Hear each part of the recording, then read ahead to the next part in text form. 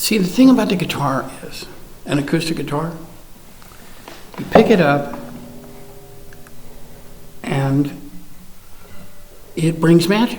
It makes you want to play. The key role of this thing, the reason that you want a great one, is because it's such a joy to play that then you wind up playing for hours, which is how you get good.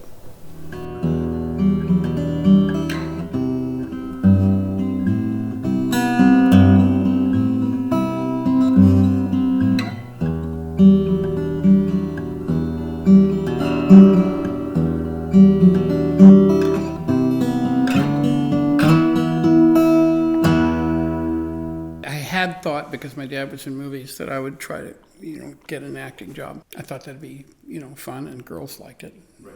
And truthfully, as soon as I started playing live, that was it. I was done. I wanted a Martin, and I wanted a DAT. I think America should be very proud of Martin. Martin's a stunning guitar company, and they make today still the best guitars in the world that are production made. Martin said Martin's the world standard, always has been. To this day, can sell you a higher quality guitar than anybody else in the world for a commercially made guitar. Nobody can touch them. They're astounding. And when I was in Chicago working Mother Blues or Old Town North, those places, I took the money I made and I found a D18 in a shop way out in the suburbs. I was thrilled with it. It was a really good 50s lightweight D18. And it's what became that 12-string over there. It's an amazing guitar.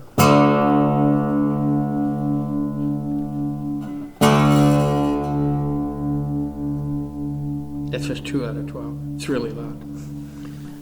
They built these D18s back then lighter. This was before they decided they had to make all their guitars last 100 years.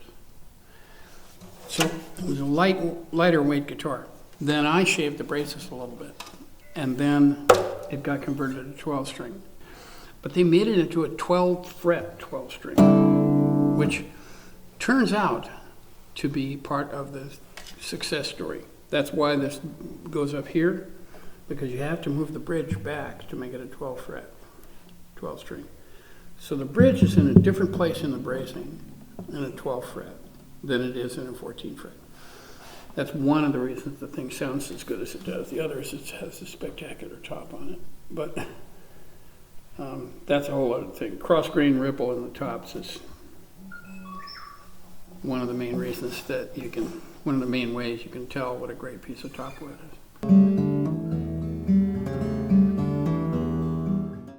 I started singing in harmony when I was about 6, they tell me. My very first job in a coffee house, I was actually the busboy, and I worked for free in order to be able to sing harmony with the guy who had the job of singing to the customers. It's the only reason I got through high school was the choir. Okay. Every once in a while we'd get all in tune, and the whole room would lift up and get magic for a minute,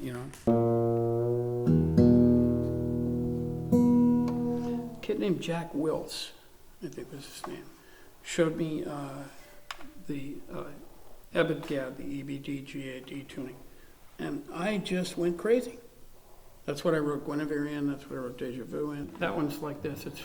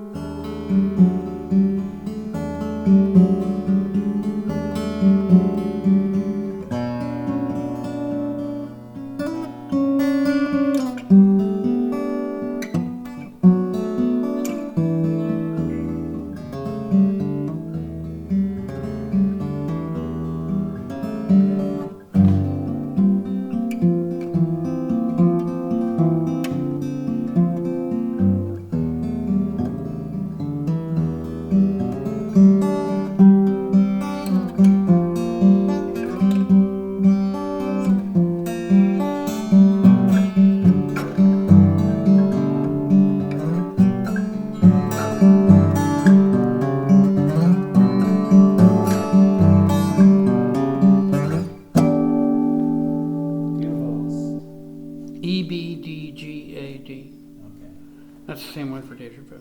Yeah. I remember trading a 1939 Herringbone Dreadnought, stunner, for substance. And it's one of those things I got to live with. I'll regret it for the rest of my life, but there it was. I did it. That's how it was. Yeah. You know, artists have for a long time said, oh, it's the turmoil in my life that I get this inspiration from. Bullshit. That's just an excuse for them having their lives in complete tatters. I get mine from being happy. That's really the only excuse, the only thing I can tell you about how I feel these days and why I'm writing so much these days, is that I'm a happy guy.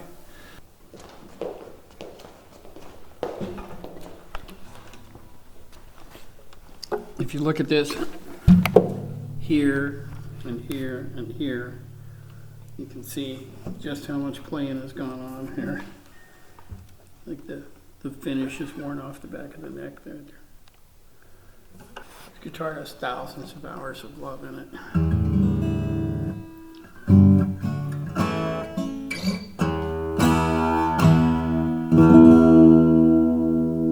And they're pretty amazing sounding. It's got dead strings on it, but they're pretty amazing sounding, you know. And they play.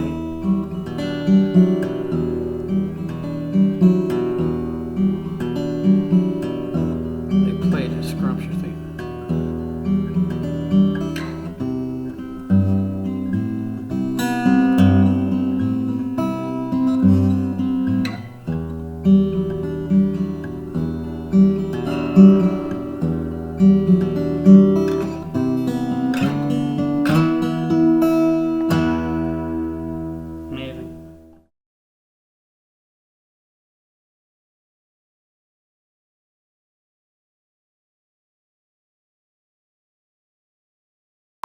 It's hopeless. If you ask me about dates and stuff, it's just not going to work. I am 192 years old, and I can't remember which year what happened.